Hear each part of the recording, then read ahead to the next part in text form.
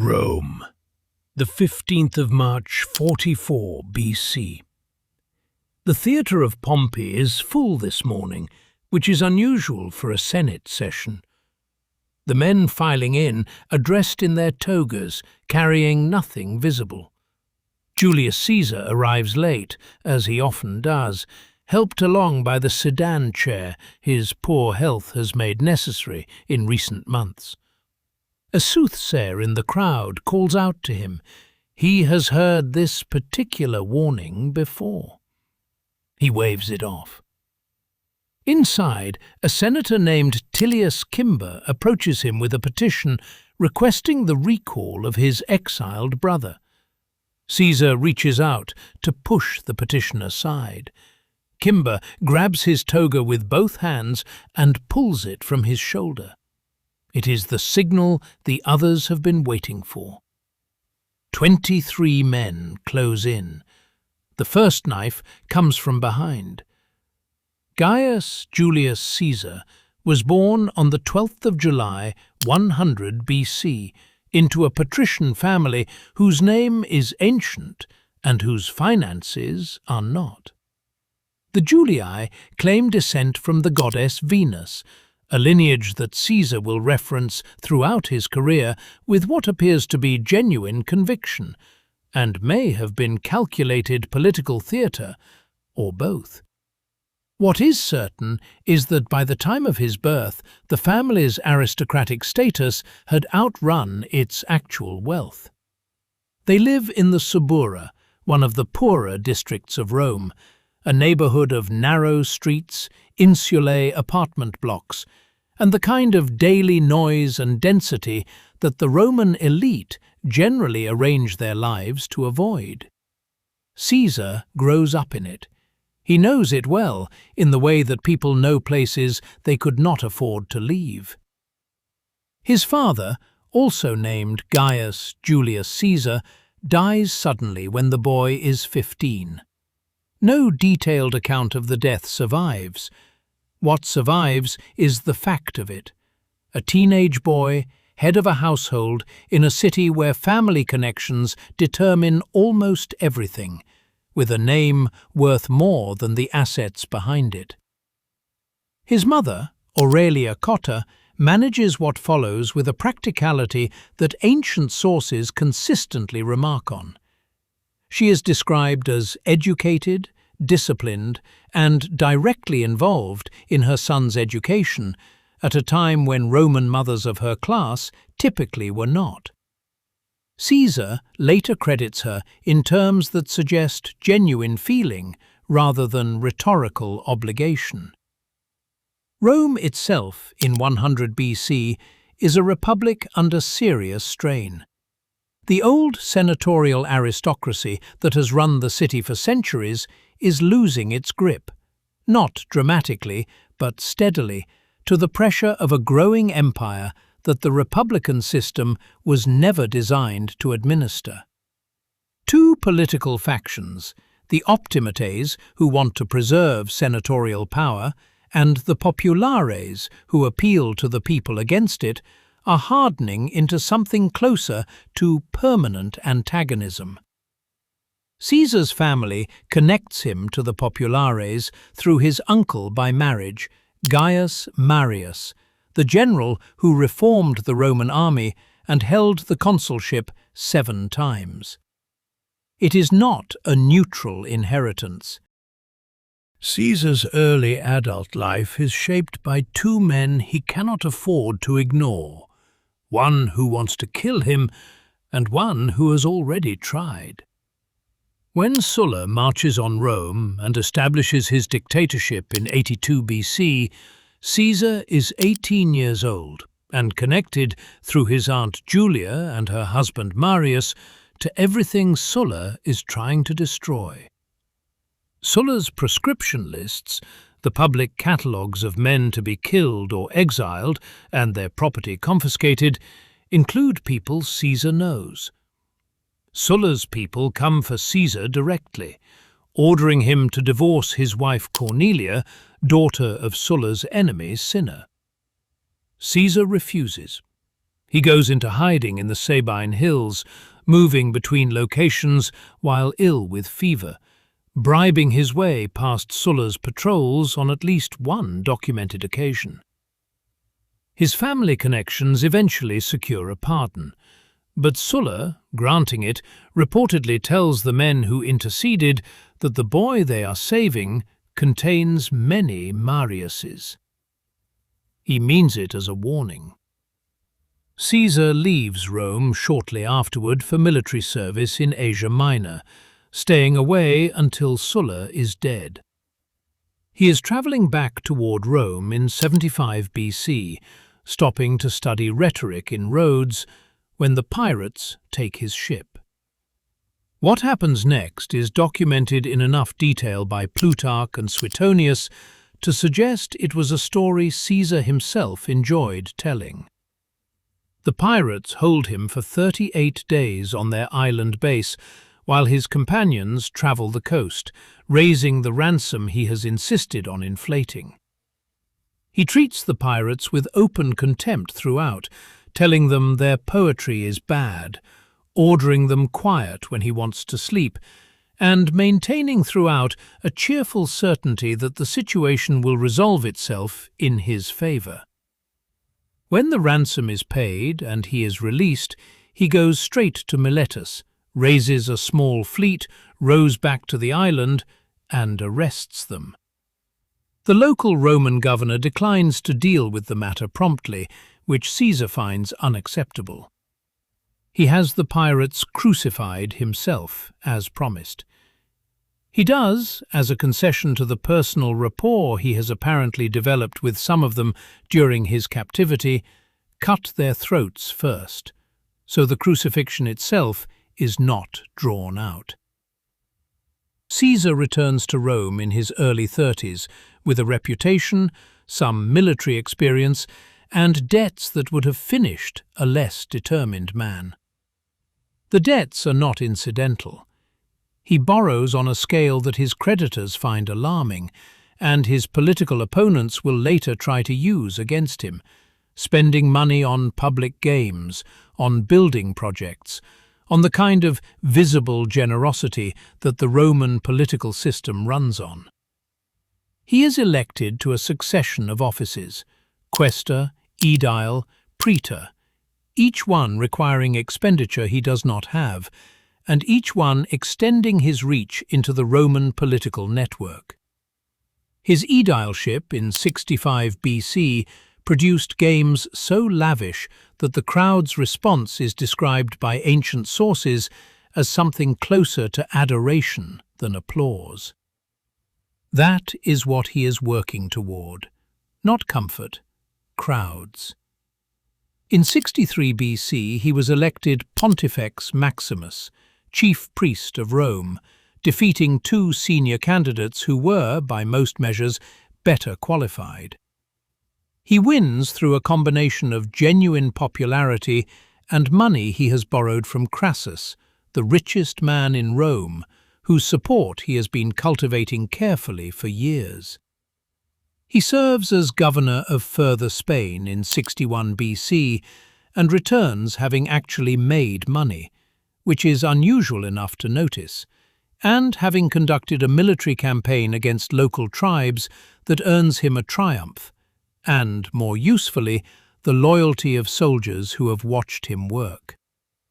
By 60 BC, 3 men had come to an arrangement that would reshape Roman politics. Caesar, Crassus, and Pompey, the general whose military reputation dwarfs anyone else in Rome, form what history calls the First Triumvirate. It is not a formal institution. It has no legal status.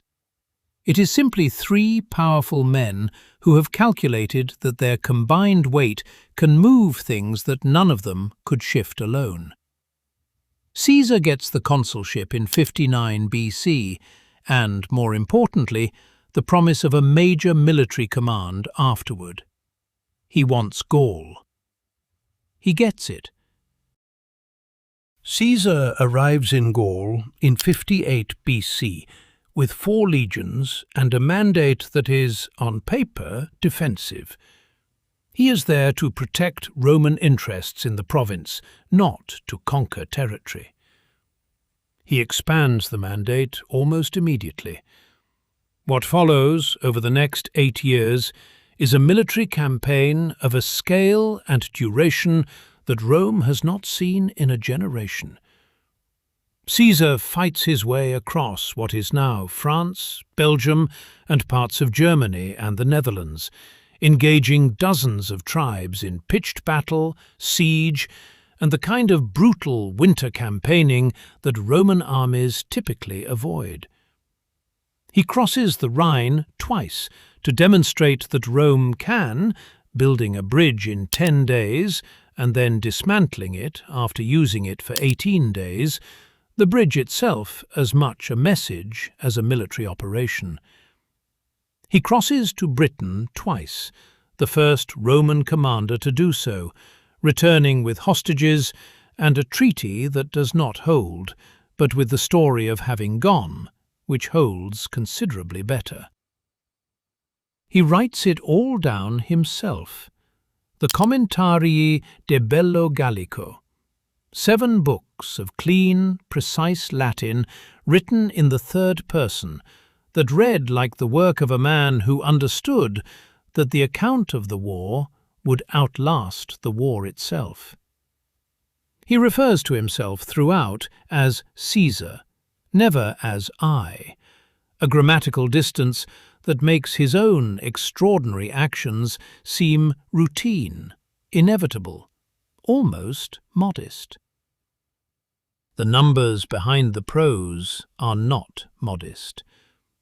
Ancient sources, which may exaggerate, but probably not by as much as the scale suggests, record over 1 million Gauls killed and another 1 million enslaved over the course of the campaign. 300 tribes are engaged, 800 towns are taken. By 52 BC, the Gallic chieftain Vercingetorix managed what nobody before him had managed, uniting the major Gallic tribes into a single, coordinated resistance.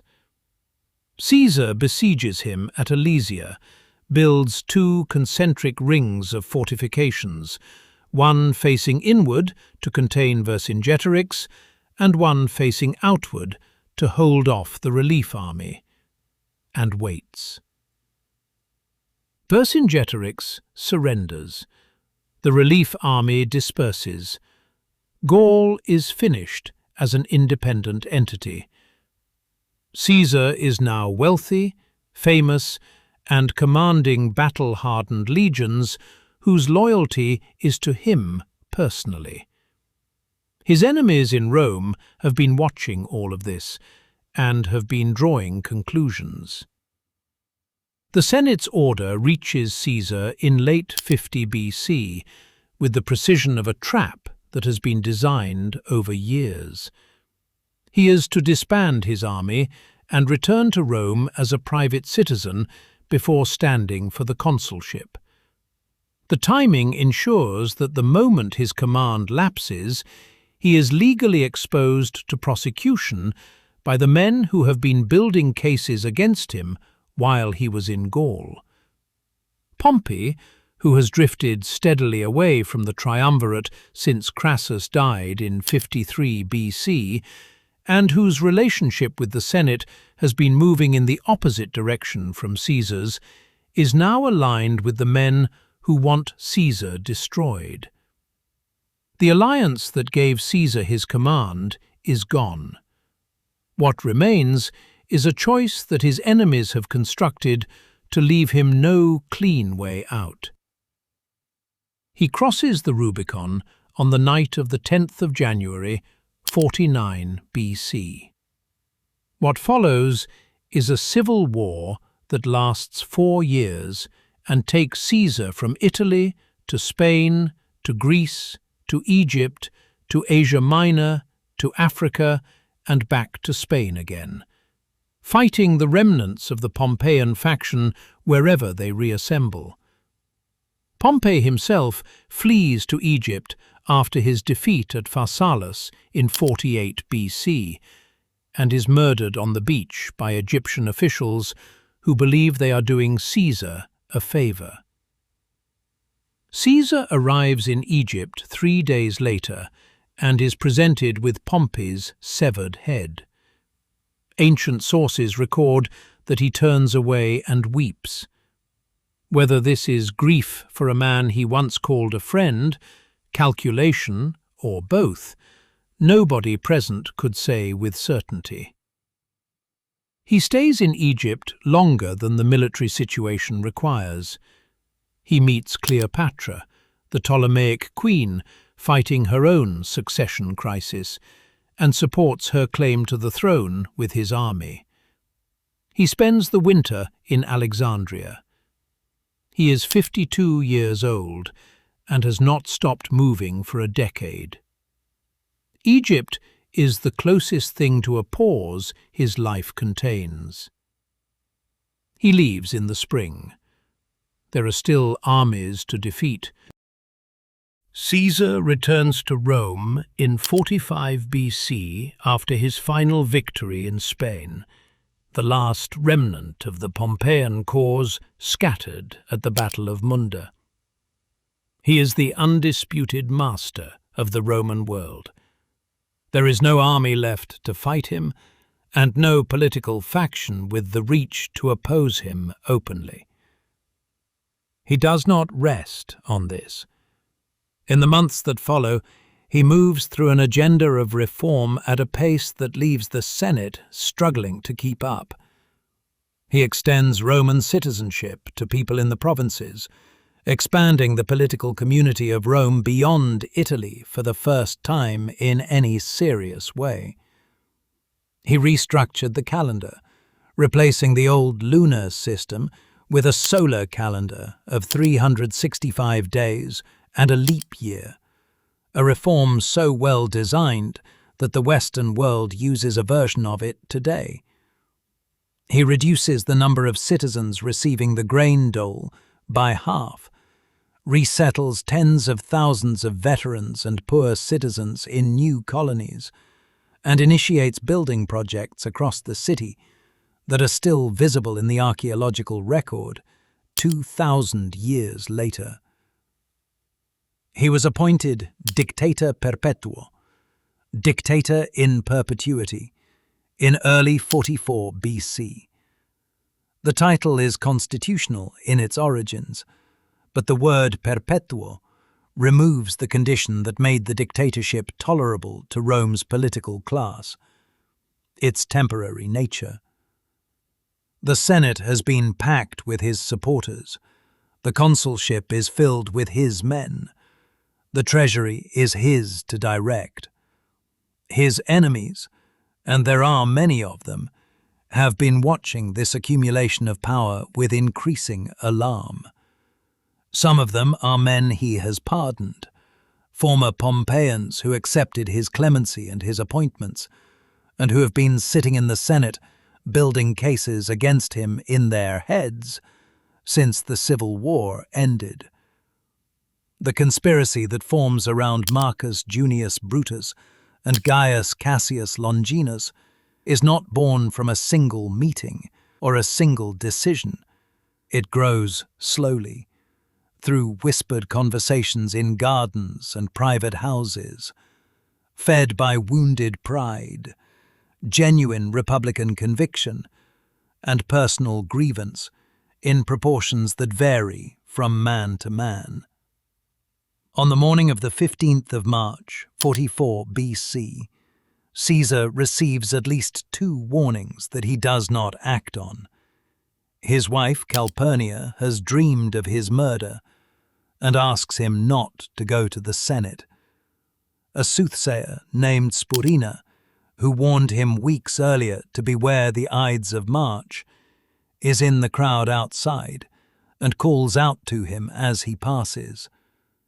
A senator presses a written note into his hand as he enters the Theatre of Pompey, where the Senate is meeting while its own building is under repair. Caesar takes the note and carries it unread into the session. It is found on his body afterward, still folded. He takes his seat. Julius Caesar approaches with a petition requesting the recall of his exiled brother, a request Caesar has already declined.